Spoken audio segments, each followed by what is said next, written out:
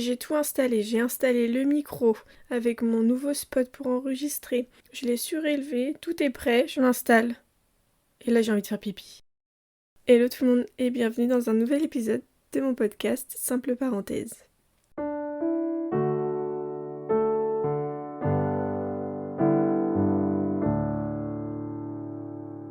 Me voilà de retour sur le territoire français. Et oui, ça y est, je suis rentrée après un long voyage de, au total, 31 heures je crois. On est parti de Christchurch, en Nouvelle-Zélande. On est allé jusqu'à Melbourne. Premier vol, 3h30. On se dit bon, 3h30, ça va, tranquille. C'était dans un petit avion, on n'avait pas d'écran. Mais le temps passe vite en soi. 3h30, c'est raisonnable. Ce qui est moins raisonnable, c'est le voyage suivant qui a duré 14 heures. On s'est fait caver comme des oies pour les repas. On a eu tellement à manger, mais vraiment tellement à manger. Donc on a eu 14 heures de vol jusqu'à Dubaï. On a atterri à Dubaï à 5h30, il faisait 30 degrés. C'est vraiment un autre monde. C'est un pays vraiment différent. On a vu la Burj Khalifa aussi de l'avion. C'était très moche de l'avion. Je sais pas si elle est meilleure, si elle est plus belle en vrai, mais en tout cas de l'avion c'était très moche. Et on a été après à Paris, et là on a fait 7 heures de vol. Mais on a eu je ne sais combien de petits déjeuners, je ne sais combien de lunch, je ne sais combien de dîners, des snacks et tout. Enfin, après, c'était le meilleur moment aussi. J'ai dormi peut-être 3 heures au total. Avec les escales, on était à 31 heures de voyage. C'était épuisant. Épuisant. Et j'avais qu'une seule envie, c'était de respirer l'air. Mais le vrai air. Alors, en sortant à l'aéroport à Paris, l'air que j'ai respiré était très pollué. Donc bon, je n'ai pas été satisfaite. Et puis à l'aéroport, j'ai retrouvé mes parents et mon frère qui étaient venus nous chercher. C'était trop sympa parce qu'après on a passé un week-end sur Paris. On a été dans un hôtel parisien, très très sympa. On a fait un petit restaurant dans le Marais, super bon. Et les serveurs étaient trop cool aussi. On a vraiment passé un bon moment. Et mes parents étaient très contents, donc c'était cool. Pour des retrouvailles, c'était vraiment cool. Donc me voilà de retour. Et puis bah écoutez, on va pas passer par quatre chemins, hein. La claque est terrible. Elle est terrible la claque.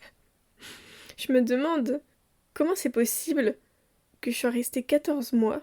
Comment c'est possible que ce soit passé aussi vite? Et en même temps, j'ai eu le temps de faire plein de choses.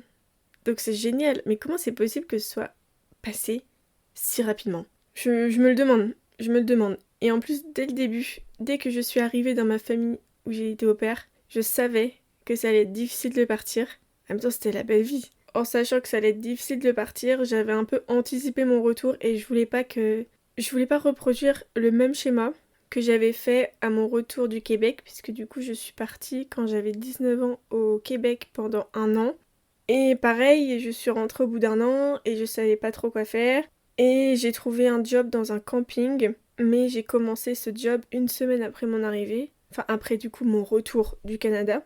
Mais je me suis pas laissé le temps en fait, pas laissé le temps de digérer, pas laissé le temps de process, pas laissé le temps de tout ça. J'ai juste posé mes affaires et j'ai refait d'autres affaires pour repartir directement. Donc là, en prenant la décision de revenir en France, je me suis dit que je voulais pas refaire ça, je voulais pas réenchaîner sur de nouveaux projets tout de suite après. Je voulais me laisser le temps de digérer, me laisser le temps d'atterrir. Et ça prend du temps. Parce que c'est un peu comme faire un deuil. Alors rien à voir avec la perte de quelqu'un qui est horrible, mais c'est un peu le même processus. Il y a aussi un peu les 5 étapes. Au début, t'es dans le déni. Au début, t'arrives, tu dis wow, wow, pump it up, je suis encore au Canada, je suis encore en train de vivre ma meilleure vie. Non, t'es de retour en France, mais tu t'en rends pas compte. Et après, il y a un peu de colère. Tu te dis, ah, mais c'était mieux avant, j'en ai marre, pourquoi je suis rentrée, pourquoi j'ai fait ça? Est-ce que j'ai pas pris la pire décision de toute ma vie à rentrer? Puis l'autre étape, c'est le marchandage. J'ai vu qu'apparemment, c'était pas une étape qui se passait à tous les coups, donc moi, je l'ai pas eu. Et le pire moment, la dépression. On a été déprimée. Moi, j'avais été déprimée après, quand j'étais rentrée du Québec. Ça avait été compliqué, hein. Et puis après, l'acceptation. Là, on se rend compte que c'est bon, on est passé à autre chose, on peut avancer tranquillement. Il n'y a plus ce lien invisible qui nous tire encore vers l'arrière pour nous ramener au Canada. Et du coup, j'avais pas envie de refaire ce même schéma de la même façon. Donc là, je sais que c'est important d'avoir des projets pour pas non plus rester vivre dans le passé. Mais j'avais pas envie d'avoir des projets qui commencent tout de suite après mon arrivée. J'ai 2 mois où je vais pouvoir prendre le temps, revoir tout le monde, faire ce qui me plaît, juste prendre le temps d'atterrir et le temps de de prendre en compte et de comprendre que c'est fini et que ça ne reviendra pas. Sauf que mon problème, c'est que j'ai pas envie qu'en fait que ça se finisse. J'en parlais à Louis et je lui disais que je voulais encore en parler pendant longtemps, je voulais pas que ça devienne des souvenirs et je voulais pas que ça appartienne au passé. Sauf que c'est fini maintenant, c'est plus dans mon quotidien, donc c'est normal que ça appartienne au passé. Et j'ai quand même envie d'en parler à tout le monde, H24, alors que les autres personnes dans leur vie, ils s'intéressent à la mienne, ils me posent des questions, comment c'était la Nouvelle-Zélande, ce que t'as aimé, ce que t'as pas aimé, comment ça a été de quitter la famille, etc. Mais à un moment, on va passer à autre chose, et moi aussi je vais passer à autre chose. Et du coup, ça me fait mal de me dire que là, ça fait quasiment 2 semaines que je suis partie, et dans quelques temps, je pourrais dire, ah, ça fait 6 mois, ah, ça fait 1 an. Comme je me le disais pour le Canada, là, ça va faire 4 ans que je partais au Canada, enfin, c'est insane, c'est juste... Ouais, mais je comprends pas, là, comment c'est passé si vite. Et ça va être pareil pour la Nouvelle-Zélande, ce sera le même schéma, ce sera le même process, donc voilà, je me laisse le temps d'atterrir, et puis c'est un peu bizarre parfois parce que j'ai l'impression que mon corps est là, mais que mon esprit n'est pas avec moi, qu'il est un peu ailleurs. Des fois, je m'arrête, je regarde autour de moi et je me dis, ah ouais, mais en fait, t'es là, t'es rentrée chez tes parents. Je suis super contente d'être chez eux, hein. J'ai beaucoup de chance qu'ils puissent m'héberger et que je puisse vivre chez eux pendant un temps. Mais du coup, ça me fait trop bizarre de retrouver ma chambre, de retrouver des objets que j'avais pas vus depuis des mois et des mois. J'ai un peu l'impression de refaire du shopping alors que c'était des vêtements que j'avais avant. Mais ça appartenait à l'ancienne moi. Du coup, j'ai encore envie de faire un gros tri dans ma chambre et de tout jeter. Mais non, faut pas que je fasse ça parce qu'après j'aurais envie de racheter. Ça sert à rien du coup. Nature, j'ai un peu bugué parce que je me suis retrouvée sur la route de mon ancien lycée, aller récupérer mon frère.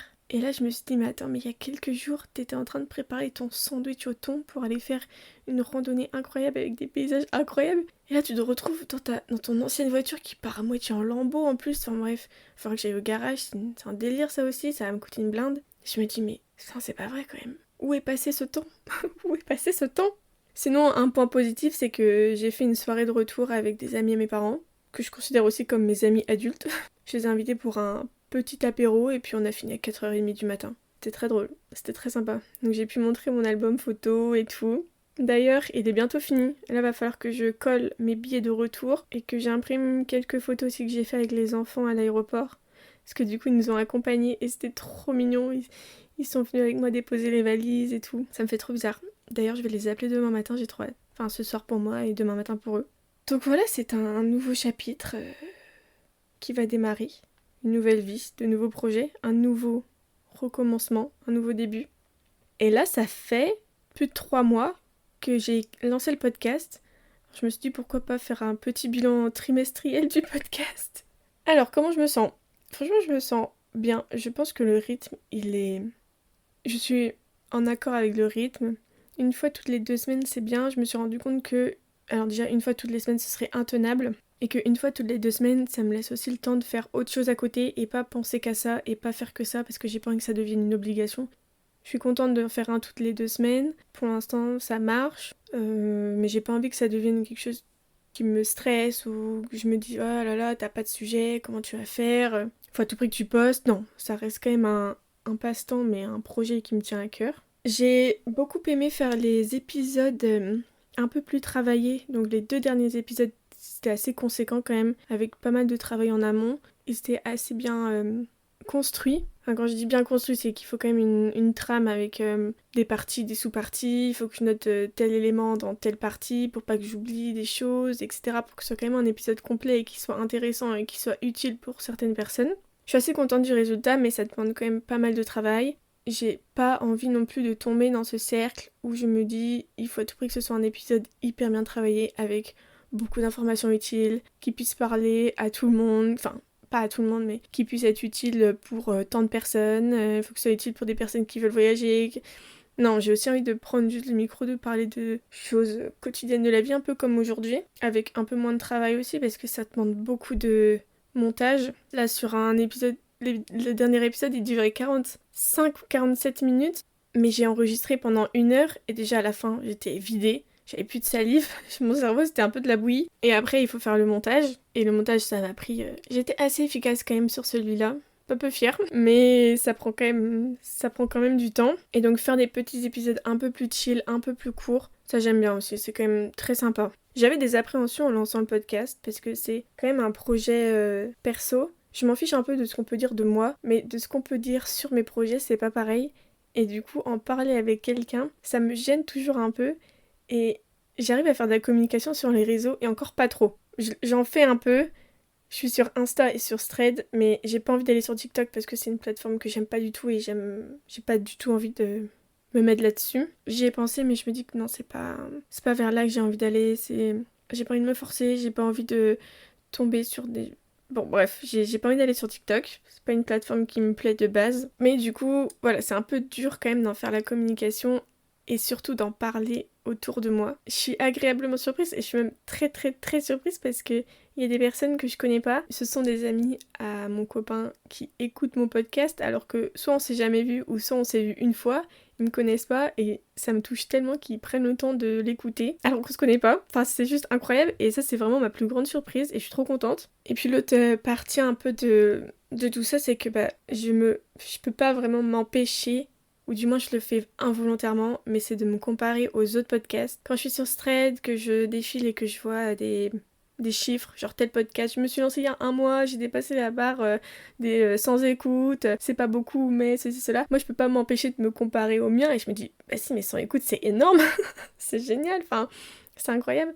Et j'ai pas envie de ça, j'aime pas genre me comparer et tout parce que aucun podcast n'est comparable. On n'a pas le même sujet, la même façon de faire, la même personnalité. On l'a pas créé au même moment. Enfin, chacun est unique, donc c'est normal que chaque podcast soit unique aussi et que chaque statistique le soit aussi. Et puis faire des trends pour me mettre un peu dans le moule. Ou par exemple quand je poste des réels sur Insta. Ça j'aime beaucoup. J'aime beaucoup faire mes petits réels, mettre le titre et faire un truc assez chill, mais je sais que pour capter l'attention, il faudrait que je mette beaucoup plus de photos ou beaucoup plus de vidéos très rapides, mais qui durent vraiment un millième de seconde pour vraiment capter l'attention. Mais ça, c'est pas un truc que j'ai envie de faire. J'ai envie que la personne qui tombe sur mon réel elle prenne le temps de regarder jusqu'à la fin, parce que c'est un peu ça le truc de slow live.